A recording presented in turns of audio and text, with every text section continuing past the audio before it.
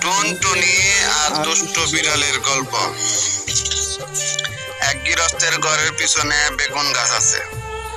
সে বেগুন গাছের পাতা দিয়া ঠোঁট দিয়ে সেলাই করে টুনটুনি পাখিটি তার বাসা বানাইছে। বাসার ভিতরে 3টা ছোট ছোট বাচ্চা হয়েছে, খুব ছোট। তারা উঠতেও পারে না, চোখ মেলে চাইতেও পারে না, খালি হা করে চিচি করে। গৃহস্থের বিড়ালটা খুব দুষ্ট। সে খালি ভাবে টুনটুনির বাচ্চাগুলোকে খাবে। একদিন সে বেগুন গাছের তলায় এসে বলল, কি করছিস লা টুনটুনি? টুনটুনি তার মাথা উঁচু করে বেগুন গাছের ডালে ঠেকিয়ে বলল, প্রণাম হই মহারানী।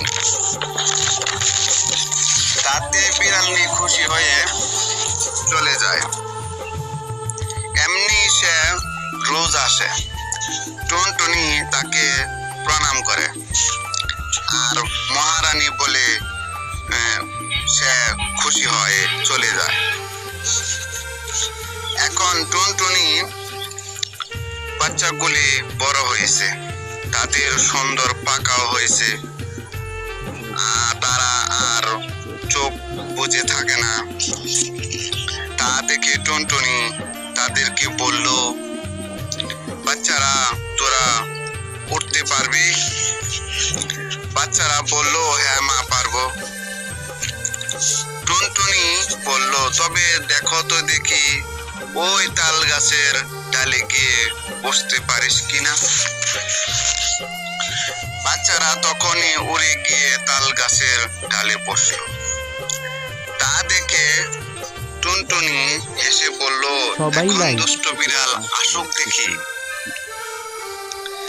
কিছুক্ষণ পর বিড়াল এসে বলল, কি করছিস লা টুনটুনি?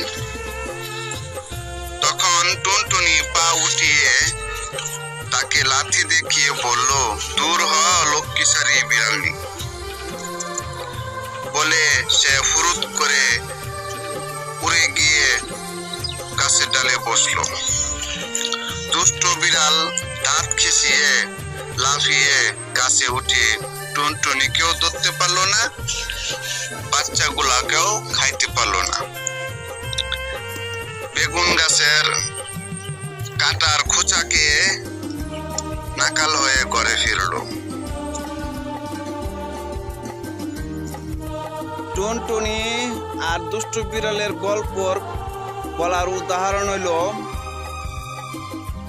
আমেরিকা, ডোনাল্ড ট্রাম্প আর ইরান, তাদের যে যুদ্ধটা অবশেষে আমাদের ইরান জয় হয়েছে। আর এই যে দুষ্ট বিড়ালের মতন লেজ গুছিয়ে আমেরিকা সব গুছিয়ে সব এখন তার দেশে ফিরা দিতেছে। তো অবশেষে আমাদের মুসলিমদের বিজয়। এই জন্য টুনটুনি আর দুষ্ট বিড়ালের গল্পটাই বলা হয়েছে। কেমন হলো সবাই লাইক করবেন, কমেন্ট করবেন। ধন্যবাদ সবাইকে।